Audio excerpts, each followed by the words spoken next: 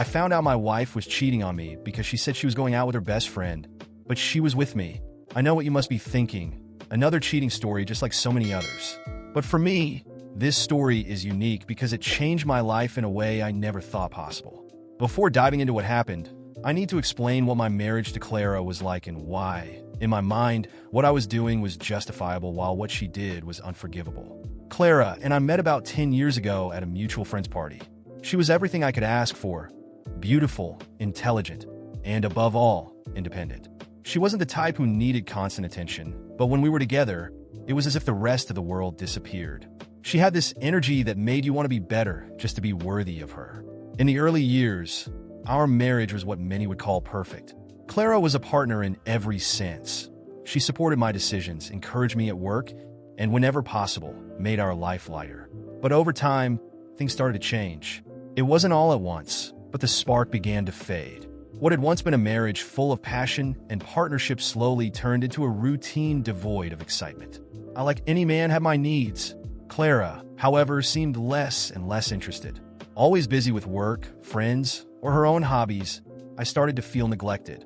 I'm not saying this justifies what I did, but I want you to understand the context. It was in that void that Amanda stepped in. Amanda, Clara's best friend, was practically part of our family. She was there at birthdays, holidays, and even on trips. She had always been close to Clara, but over time, I noticed she seemed more interested in me than she should. At first, it was just innocent jokes, longer than usual conversations, and looks that I thought might mean something more. I resisted for a while. When I finally gave in, it was like a weight had been lifted off my shoulders. Amanda made me feel desired again. She was young, fun, and full of energy. And honestly, I believed I was just fulfilling my masculine needs. In my mind, I wasn't truly cheating on Clara because I still loved her. It was purely physical, something I thought men needed, and something she would never understand. But I was certain Clara would never do something like that. She had always been so ethical, so proper. I believed that as long as I kept things under control, no one would get hurt. But I underestimated people's ability to keep secrets. That afternoon in particular, Clara called me while she was at work. I was in a hotel with Amanda at that exact moment, enjoying our time together. When I saw Clara's name on my phone, I motioned for Amanda to stay quiet and picked up. "Hey, love," Clara said cheerfully. "I just wanted to let you know that I'm meeting up with Amanda after work today. We need to catch up on some things, you know?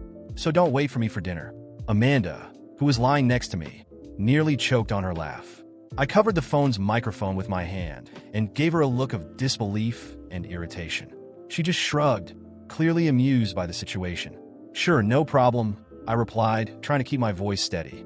"Enjoy your time with Amanda." "Thanks, love. I love you," Clara said before hanging up. I stared at my phone for a moment, trying to process what had just happened.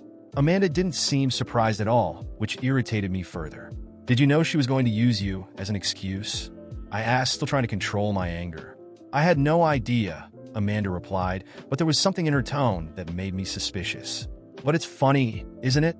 You do this all the time. Clara's just learning how to play the same game." Those words hit me like a punch. I knew Amanda was right, but my pride wouldn't let me admit it. I got up and started getting dressed. I needed answers. If Clara wasn't with Amanda, then where was she? And with whom? "What are you going to do?" Amanda asked as she watched me put on my shirt. "I'm going to find out what's going on," I replied flatly. I grabbed my things and left the hotel room, ignoring Amanda's protests.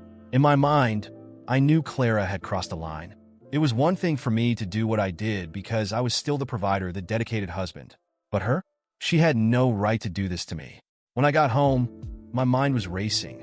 I needed to figure out how to confront Clara without revealing too much of what I already knew. I decided to wait for her to come back, and in the meantime, I started going through our messages and shared accounts for clues. That's when I found something that made my blood run cold. A dinner reservation in her name for that very night. And it wasn't just any restaurant. It was a place Clara knew I hated, which made it even more obvious she wasn't planning to invite me. The question now was, who was she going with? I sat there, my hands trembling and my heart pounding as I tried to process everything I had just discovered. I couldn't believe what I had seen at that restaurant. Clara, my wife, the woman I had built a life with, was sitting with another man, laughing and acting in a way that left no doubt. Every gesture, every look, every smile confirmed what I already feared. Driving home in silence, my mind was in turmoil. I wanted to scream, to punch something, to confront her right then and there, but I knew it wasn't the right time. I needed to keep a cool head, to be strategic. If there was one thing I had learned from my own indiscretions, it was that the truth rarely came out in chaos. I had to be patient. I had to understand everything before making a move. When I got home, the darkness and silence of the house hit me like a reminder of my loneliness. I sat on the couch, unable to move, trying to process what had just happened. I knew Clara would be home late, so I had time to think. But my mind kept returning to that image. Her, with him, laughing in a way I hadn't seen her laugh with me in years. Who was that man? I recognized him, not up close, but enough to know he was someone from her work. Clara had mentioned his name a few times in passing, always casually. Daniel is leading the new project, or Daniel suggested this spot for the meeting. I had never thought of him as a threat, but now everything clicked. The late work nights, the last-minute meetings, the networking events. It was him. It had always been him. I decided to investigate. I couldn't rely on what I had just seen. I pulled out my phone and started searching social media. It didn't take long to find his profile. Daniel Martinez. His profile picture showed a confident man, smiling, with the air of someone who knew exactly what he wanted and how to get it. I scrolled through his posts, his comments, trying to find something that would confirm what I already knew deep down. And there it was. Photos from work events, posts with colleagues, and in several of them, there was Clara. In one, they were sitting next to each other, their bodies leaning in a way that seemed far too intimate. In another, they were at what appeared to be a team dinner, and Clara had that same smile I had seen at the restaurant. A smile that hadn't been for me in a long time. My chest filled with rage, but also something else, a deep sense of humiliation. How had it come to this? How had I let things fall apart so completely? I had always thought that, while I had my moments, Clara was above all that. But now I saw she wasn't. She had secrets too, and the worst part was that she had been so good at hiding them that I hadn't noticed until now. As I scrolled further, my phone buzzed. It was a message from Clara. Love, the night's running a little long. I might be later than I expected. Don't wait up. Love you. I read those words and let out a bitter laugh. The audacity, the ease with which she lied to me, was almost admirable. I took a deep breath and replied something brief, trying not to reveal anything I was feeling. That's fine, love. Enjoy your night. I turned off my phone and closed my eyes, trying to calm myself. I needed a plan. I couldn't just confront her without more proof. I needed to be sure, to know every detail. If I was going to face her, I wanted her to have no way out, no chance to deny it. And most of all, I wanted her to feel what I was feeling at that moment. Hours passed, and finally, I heard the sound of the key in the door. Clara walked in, looking tired but content, as if she'd had a perfect evening. She looked at me and smiled. Hi, love, she said as she placed her bag on the table. The night was amazing. Amanda says hi. I looked at her, trying to keep my expression neutral. Every word she said was like a knife, but I smiled back and nodded.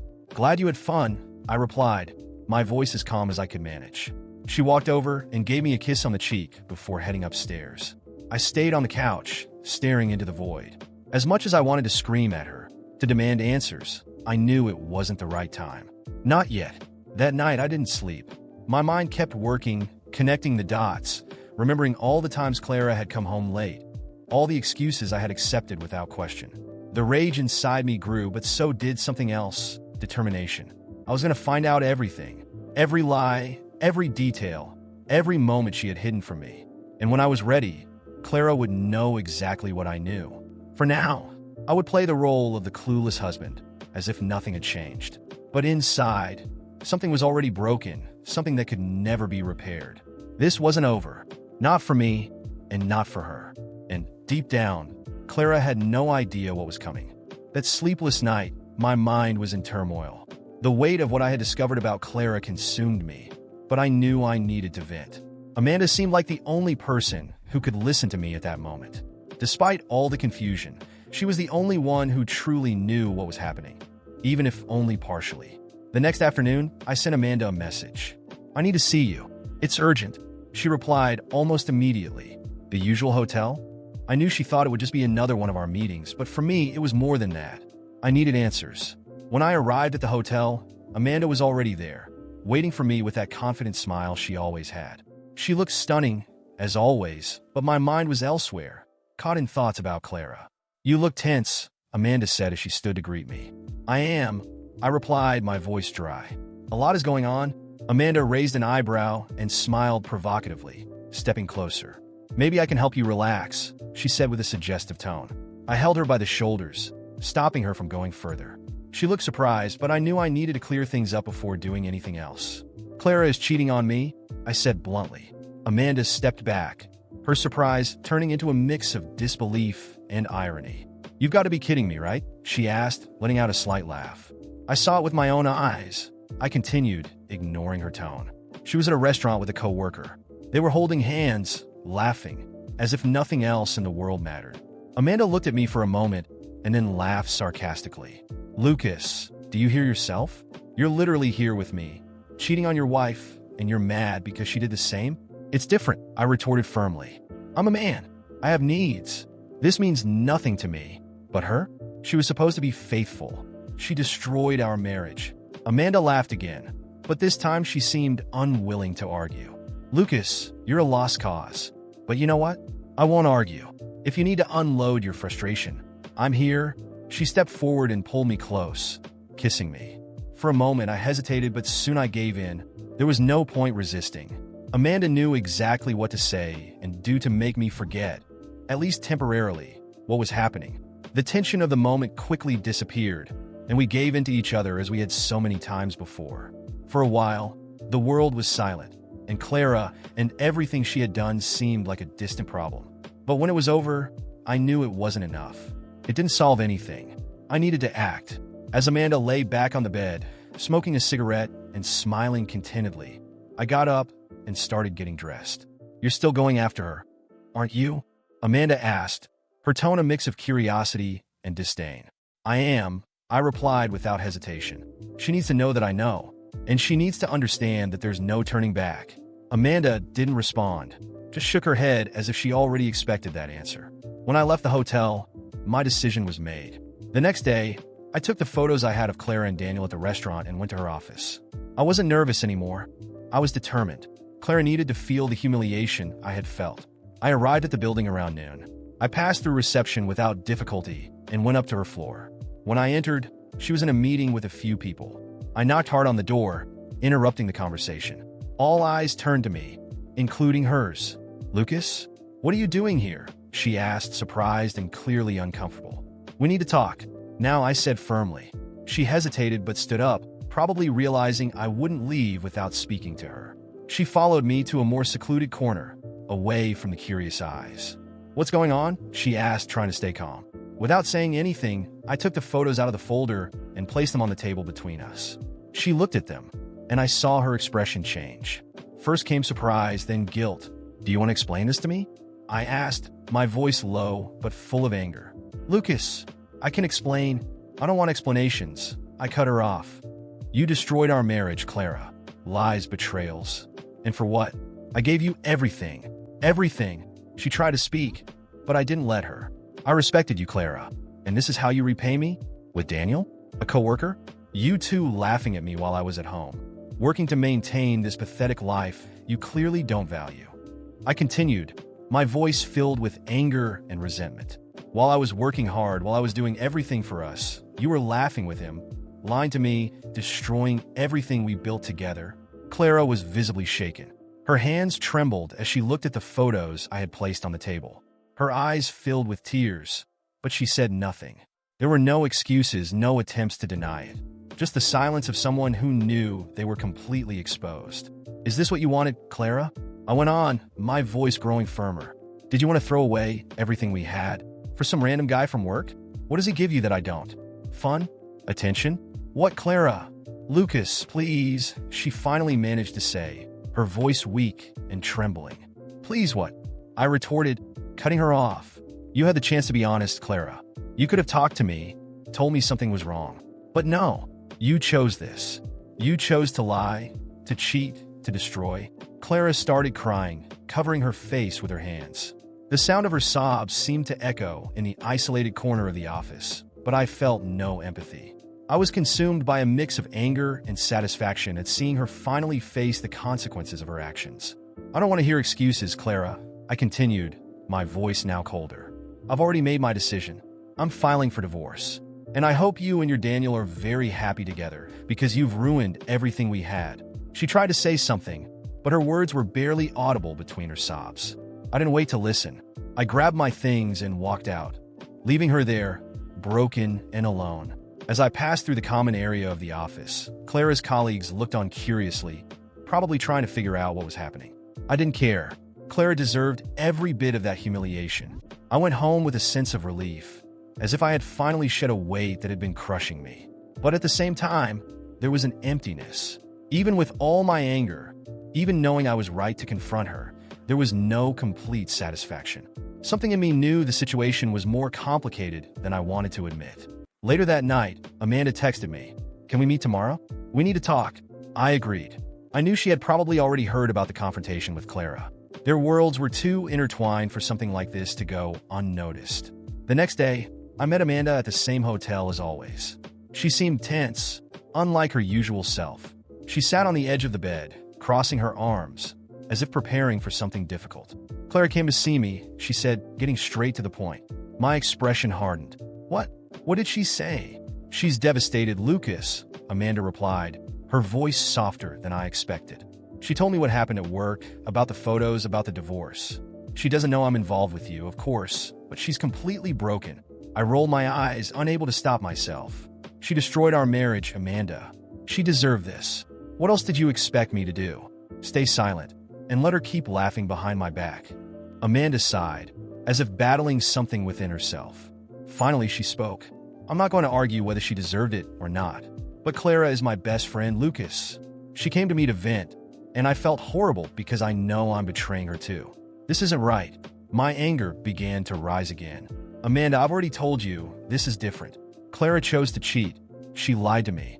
We both know this has nothing to do with what's happening between us." "Lucas," Amanda said, interrupting me. "I'm not saying she's right, but I can't continue this right now. Not while Clara is suffering so much. I need some time." "Time?" I repeated, incredulous. "Amanda, are you seriously ending this because of her? After everything she did?" "Yes," Amanda replied firmly. "Because in the end, Clara is my friend. And even if she was wrong, I'm wrong too. We both are." I stayed silent, trying to absorb her words. Part of me wanted to argue, to convince her that what we had was different, that Clara was the real culprit. But deep down, I knew Amanda had made up her mind. "Fine," I finally said, standing up. "If that's what you want, so be it. But no, this doesn't change anything. Clara ruined the marriage, not me. I don't regret what I did." Amanda didn't respond, just looked at me with a mix of sadness and resignation. I left the hotel, once again alone, but now with the feeling that something else had broken. As I walked down the street, one thing was clear. I was right. Clara had crossed a line that could never be undone. And even if Amanda had decided to step away, I knew that deep down, everything that had happened was Clara's fault. At least, that's what I told myself.